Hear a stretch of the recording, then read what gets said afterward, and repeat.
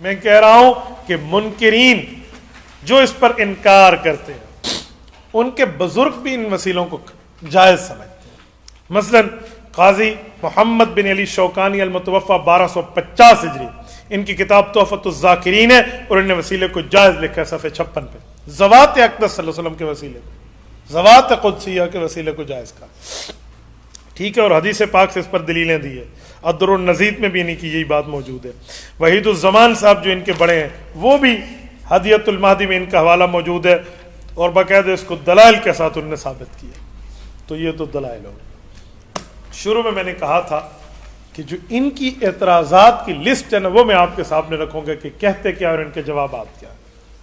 جب ہم اس طرح کے وسیلے ان کے سامنے پیش کرتے ہیں تو کہتے ہیں سورۃ زمر آیت نمبر 3 میں ہے ما نعبدہم الا لیقربونا الی اللہ زلفا، کہ یہ کافر بھی تو ایسے کہتے تھے کہ ہم ان کی عبادت اس لیے کرتے ہیں تاکہ یہ بزرگ ہمیں اللہ کے قریب کر دیں. تو تم بھی وسیلہ پیش کر رہے ہو اور قبر کے قریب جا کر رسالت مآب کا وسیلہ پیش کر رہے ہو تو تم بھی تو یہی شامل ہو کہ ہم بھی اسی لیے. ہم نے کہا تھوڑا سا بندے میں عقل اور حیا کا مادہ ہو تو اس طرح کی بات نہ کرے. یہاں قرآن کا لفظ ہے ما نعبدہم، وہ تو اس کی عبادت کر رہے ہیں اور ہم عبادت اللہ کی کر کے برکت اس کی پیش کر رہے ہیں. اس پر شرک اور عبادت کا فتویٰ لگتا ہے؟ تھوڑا گزارا. بات کچھ اور ہے اور مسئلہ کچھ اور ہے. کسی کو گالی دینے کو جی کر رہا ہو نا تو تم اچھی بات سے بھی گالی بنا دو گے.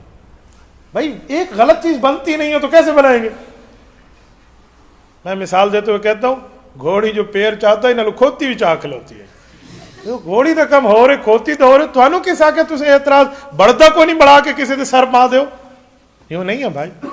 ایک بندہ تھا اس حج کر کے آیا، حاجی بن گیا تو بہت اچھا آدمی تھا، لیکن ایک بندے کو اس سے بغض پڑ گیا. وہ حاجی کو گالی دینا چاہتا تھا لیکن اس کو کسی نے کہا اے حاجی کہہ کر گالی دے گا تو نکاح گیا. اب اس کو بیوی سے بھی بڑا پیار تھا. وہ کہتا تھا بیویاں ٹھنڈیاں چھاواں. وہ اس طرح کا قائل تھا نا کہ بیویاں ٹھنڈیاں چھاواں، حالانکہ ہے کیڑا ماواں ٹھنڈیاں چھاواں. کس دے ماواں؟ بچیاں دیا.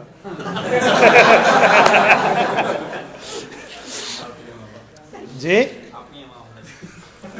وہی اپنی ہی ہوتی تو کہتے ہیں نا ماں دی قدر کرو کہ اس دے پھیراں تلے جنت ہے اور بیوی دی قدر کرو اس دے پھیراں تلے لفٹ ہی ہے. جی توجہ.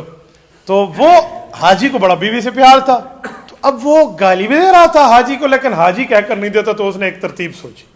اس نے حاجی کو آ کے کہا کہ تیرا نام ہے حاجی؟ اس نے کہا جی ہاں. کہا حاجی کا وزن بنتا ہے چاجی. اس نے کہا ٹھیک ہے چاجی. تو اس نے کہا چاجی کہتے ہیں کمان کو، تیر کمان. انہوں نے کہا پھر؟ کہا اس کمان پر گاف لگا دو تو بن جاتا ہے گمان. ٹھیک ہے گمان بن جاتا ہے. اور گمان کا مطلب ہوتا ہے شک. شین کے 3 نقطے ہٹا کر اس کو گاف بنا دے تو بن جاتا ہے سگ. اور سگ کا معنی فارسی میں ہوتا ہے کتا، لہذا تو کتا. اور دیکھو بنتا نہیں ہے، ہاں مخا سے کھینچا تانی ادھر ادھر کر کے اس نے بنا دیا. کیسے بنایا؟ ایسے بنایا. کیسے کہ نہیں تیرا نشیمن کسر سلطانی کے گنبد پر محبت ایک سے ہوتی ہزاروں سے نہیں. ایسے بنا دیا ہے نا. اس طرح کے شعر تو چلتے ہیں یا نہیں چلتے؟ تو یہ اس طرح لوگوں نے ہمارے اوپر اعتراض کیا کہ ماں نعبد. میں نے کہا وہ نعبدو میں وہ عبادت کر رہے تھے. عبادت اور ہے اور وسیلہ تو قرآن پہ عمل کر کے دیا جا رہا ہے کہ ہم عبادت میں خالص اللہ کرتے، وسیلہ اس بزرگ کا پیش کر رہے ہیں. جیسے رسالت مآب علیہ السلام نے خود وسیلہ سکھایا. حضرت عثمان ابن حنیف رضی اللہ عنہ کی صحیح حدیث گزری ہے کہ وہ ضریر البصر آیا جس کی آنکھوں کا مسئلہ تھا. یہ قرآن کریم سورت نمبر 2 سورۃ البقرہ آیت نمبر 1 کم 90 وَكَانُوا مِن قَبْلُ يَسْتَفْتِحُونَ عَلَى الَّذِينَ كَفَرُوا. تو یہ کہاں جائے گا؟ تو اسی لیے آپ ذرا خیال کرنا یہ اعتراض بنتا نہیں ہے جو آپ نے ہمارے اوپر بنا بیٹھے ہیں، اس لیے ان اعتراضات کو جیب میں رکھیں. تو اس طرح کے یہ اعتراضات رکھ کے امام صاحب رحمۃ اللہ علیہ کے حوالے سے بھی ایک بات ہے اور وہ غلط عبارت کا مفہوم ہے، اس کو پیش کر کے یہ پیش کرتے ہیں. تو اس کا جواب میں اس میں موجود ہے، یہ آپ کو سارے کا سارا نظر آ جائے گا. اسی طرح شبہ نمبر 3 صفحہ نمبر 32 پر آ جائیے. صفحہ نمبر 32 آخری صفحہ. ٹھیک ہے. اور شبہ نمبر 3 کہتے ہیں اللہ کا دربار ہر وقت کھلا ہے. خود اللہ فرماتے ہیں وَإِذَا سَأَلَكَ عِبَادِي عَنِّي فَإِنِّي قَرِيبٌ، مجھ سے مانگو میں دوں گا. تو قائلین توسل براہ راست اللہ سے کیوں نہیں لیتے؟ ان بزرگوں کا وسیلہ کیوں دیتے ہیں جن کے قائل بنے ہوئے؟ براہ راست اللہ سے مل رہے، لے لو. ہم کہتے ہیں بھائی یہ سوال اس وقت ہو سکتا تھا جب غیر اللہ سے مانگا جائے اور وسیلے میں غیر اللہ سے نہیں مانگا جاتا. وسیلے میں بھی اللہ سے مانگا جاتا ہے، ہم بھی وَإِذَا سَأَلَكَ پہ عمل کر رہے ہیں، یہ تو اس وقت کیا جاتا.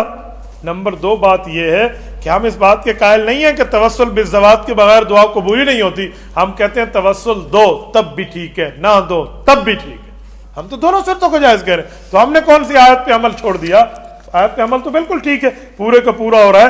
لہٰذا اس طرح کے معاملات نہیں ہیں. لیکن وسیلے دینے میں ایک فائدہ یہ ہے، ذات، جگہ، وقت کے لحاظ سے دعاؤں کی ترتیبوں کی قبولیت بدل جاتی ہے.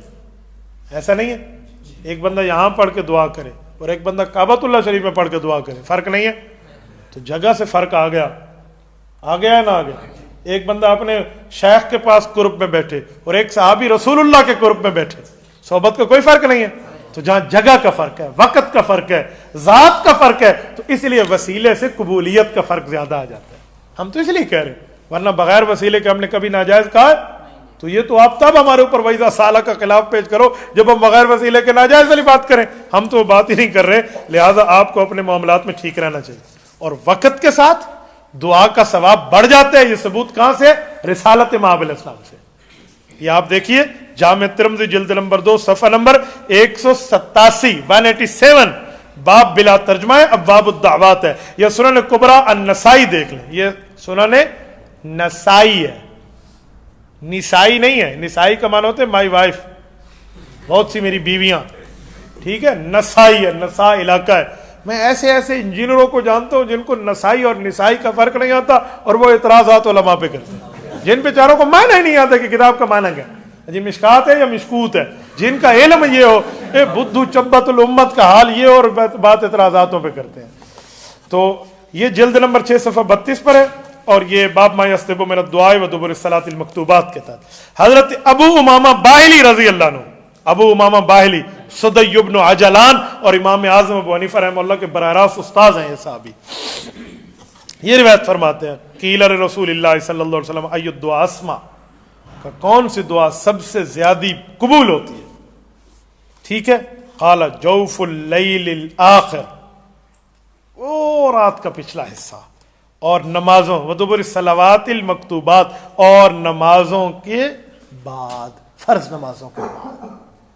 تو وقت سے دعا کی قبولیت بدل گئی نا. تو اس لیے تو ہم کہتے ہیں کہ ذات کے وسیلے، وقت کے وسیلے، جگہ کے وسیلے کے ساتھ معاملات پیش کرتے ہوئے قبولیت کے معاملات بدل جاتے ہیں. تو ہمارے پاس یہ حدیث پاک موجود ہے. اور جواب نمبر 3، اور ایسا جواب کہ منہ مانگی موت. انہیں کہنا تم کہتے ہو نماز کا وسیلہ جائز ہے، روزے کا جائز ہے، حج کا جائز ہے، تلاوت کا جائز ہے، اعمال کا دو، ذات رسالت کا نہ دو. تم اعمال کا وسیلہ جائز کہتے ہو؟ کہتے جی کہتے ہیں. تو جب اعمال کا وسیلہ تم جائز کہتے ہو، اس وقت دربار خداوندی کھلا ہوا نہیں رہتا؟ اس وقت دربار خداوندی کھلا ہوا نہیں رہتا؟ اس وقت بھی تو رہتا ہے. اس وقت وَإِذَا سَأَلَكَ عِبَادِي عَنِّي فَإِنِّي قَرِيبٌ تمہارے اوپر فٹ کیوں نہیں ہوتی؟ بھائی یوں نہیں ہوگا بھائی، تھوڑا گزارا ہے. جتنی آنکھیں دو اللہ نے آپ کو دی ہیں اتنی ہی ہمیں دی ہیں. تھوڑا دنیا میں رہنے کی ترتیب پیدا کریں. اس پر ایک شاعر کا شعر ہے، دنیا میں اگر رہنا ہے تو کچھ پہچان پیدا کر، لباس خضر میں اکثر رازان بھی ہوتے ہیں. اور ہمیں تو بہت زیادہ پتہ ہے کہ لباس خضر میں کون کون سے رازان ہیں. تبارك الذي نزل الفرقان على عبده ليكون للعالمين نذيرا